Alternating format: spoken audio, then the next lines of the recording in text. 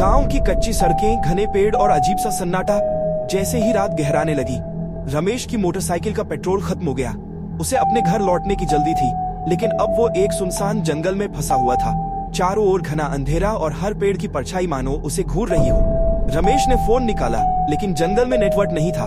दूर कहीं उल्लू की आवाज सुनाई दी, जिससे उसकी रीढ़ में एक सिहरन दौड़ गई। उसने सोचा, बस कुछ ही दूर पर बुढ़िया का खंडहर है, वहाँ थोड़ी देर आराम कर लूंगा और सुबह होते ही गांव लौट जाऊंगा। उस खंडहर के बारे में कई कहानियां मशहूर थीं। कहते थे कि वहाँ एक बूढ़ी औरत की आत्मा भटकती है, जो इंसानों से बदला लेना चाहती है। रमेश ने इन बातों को हमेशा अफवाह माना था, इसलिए डरने के बजाय उसने अपने कदम उस खंडहर की ओर बढ़ा दिए। जैसे ही वो खंडहर के पास पहुंचा, एक अजीब सी ठंडक उसके शरीर में घुसने लगी। खंडहर की दीवारों पर काई जमी हुई थी और हवा में एक सड़ी हुई गंध थी। रमेश ने खुद को संभालते हुए खंडहर के भीतर कदम रखा। अंदर घोप अंधेरा था और केवल उसकी टॉर्च की हल्की रोशनी ही उसे कुछ दिखा पा रही थी। खंडहर के अंदर जाते ही रमेश को लगा कि वहाँ कोई और भी है। एक अजीब सी सरसराहट, मानो कोई उसे अपने पीछे से देख रहा हो। उसने पीछे मुड़कर देखा, पर वहाँ कुछ नहीं था। रमेश की हिम्मत टूटने लगी, लेकिन उसने खुद को दिलासा दिया और खंडहर के एक कोने में बैठ गया।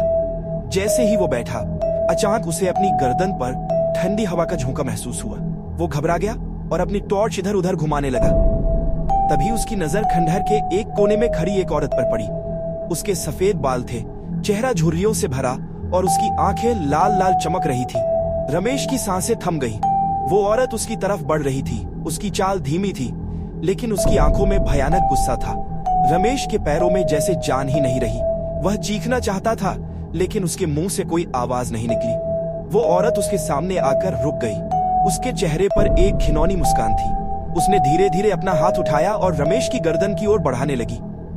रमेश ने पूरी ताकत से खुद को छुड़ाने की कोशिश की, लेकिन उसकी पकड़ इतनी मजबूत थी कि वो हिल भी नहीं पा रहा था। अचानक औरत ने अपनी आंखों में झांकने को कहा।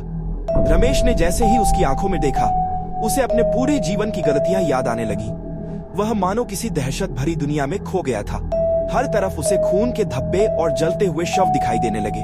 उसे लगा कि वो जिंदा नहीं बचेगा। औरत की आवाज गूंजने लगी, तुम्हें मेरी इस हालत का मुआवजा देना होगा। रमेश ने कांपते हुए कहा, मैंने तुम्हारा क्या बिगाड़ा है? उस परछाई ने हंसते हुए कहा, इस जगह को एक इंसान ने अपवित्र किया था और तब से मैं अपने कातिल की तलाश में हूँ। रमेश की आंखों से आंसू बहने लगे। उसने मदद के लिए प्रार्थना की, लेकिन वहाँ कोई नहीं था। वो औरत अचानक जोर से चीखी और गायब हो गई।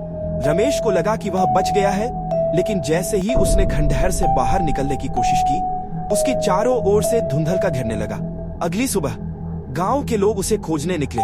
खंडहर के पास उनकी नजर रमेश की मोटरसाइकिल पर पड़ी, लेकिन रमेश का कोई निशान नहीं था। कहते हैं उसकी आत्मा उसी खंडहर में हमेशा के लिए कैद हो गई और आज भी लोग वहां उसकी चीखें सुनते हैं।